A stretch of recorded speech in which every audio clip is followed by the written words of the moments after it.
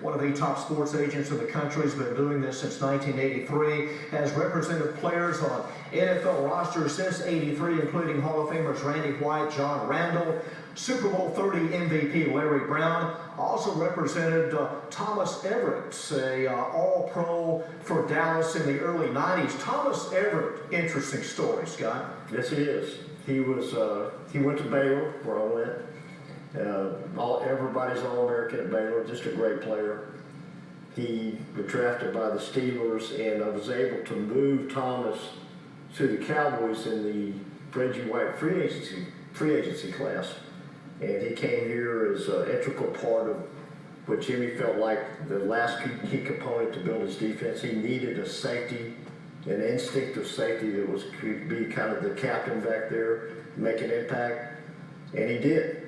So we moved him the fourth game, I guess, in 1992 was when it opened up. Mm-hmm. And he had some great success here, and he was here 2 years and had 2 Super Bowl rings. Boy, he had a knack where the ball was going to be. Yes, he did. No question about it. Thomas is coaching in Dallas now, in high school, and doing a great job.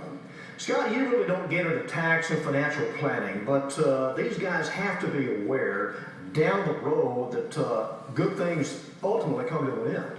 They do, and I've kind of always had a philosophy in running my agency that we need a separation of services. You know, I'm good on the contract side, negotiating and managing a career, but I'm not an expert in the financial planning in the tax area, obviously. So I've always tried to get my guys around people that were experts. Mm-hmm. But I can tell you this, in all my years of looking at it, I think the best advice I give an athlete is protect your income, is a preservation of capital approach. And I tell these guys, get on a budget, start it early in your career so you form good habits and put your money in the bank. Yeah, don't take the sack scrambled out of the pocket. No, it's just they're not long-term investors. Yeah. They're the guys who are going to make a lot of money in a short time period, where a conventional businessman or woman may have a 30 or 40-year business life, and they would have a different approach in, managed portfolio. But these guys are lucky to play 5 years, mm-hmm. but they have a potential to make a lot of money. What one or two players, Scott, did you think, I really don't have a chance at, but you ended up representing them? One or two guys that stand out, that were kind of on the periphery, but yet, boom, I suddenly got them, and what a deal that was. Well, I would have to put Albert Lewis in that case. You know, he was a stud coming out of Grambling. Lincoln Kennedy would be one. His first round draft pick out of University of Washington.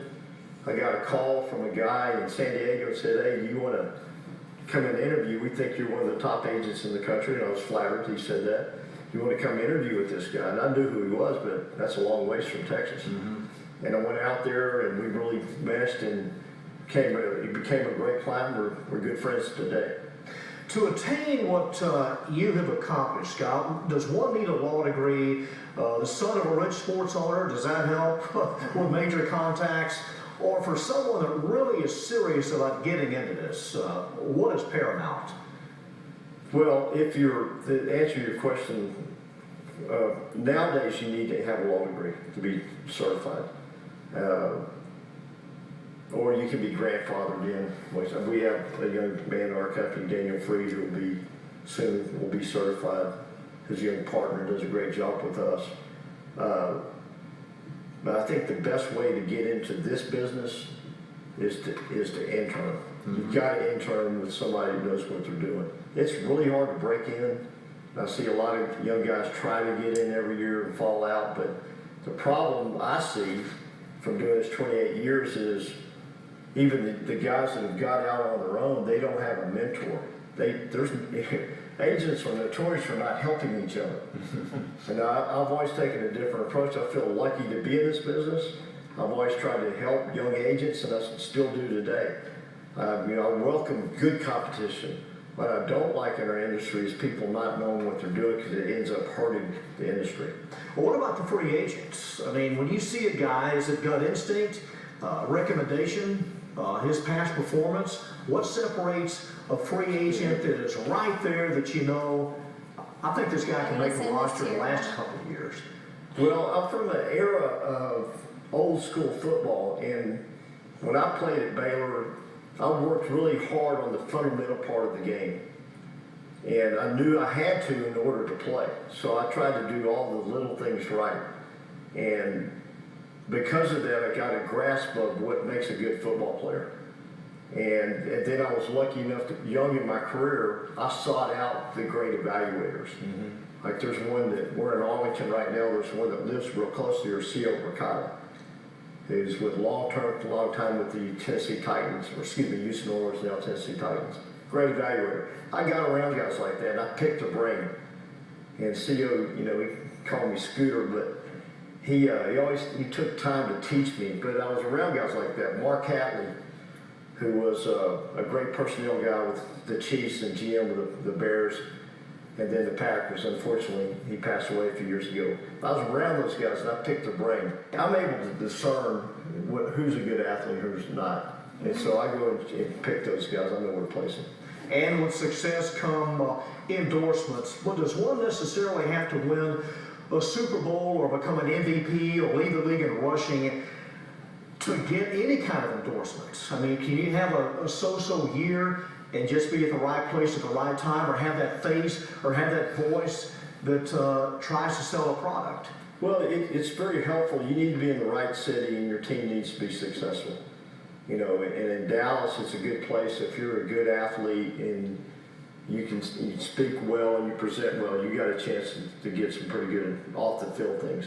But companies are looking for people. They don't want to take risks on players that have issues off the field. They can't afford to take risks. So you got to have the right guy and be in the right city.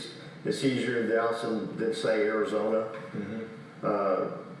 But the Cowboys are a good place to start, and like I said, I'm hoping Raymond Radway does well because he's a great kid, and I think he can do well here off the field as well as on. And with your Cincinnati Bengal ties, what a deal a 14-2 season would make for that city and the team. Yeah, I'm hoping Cincinnati's got a lot of talent, and I think they're going to go with our client Bernard Scott as a running back, their guy this year.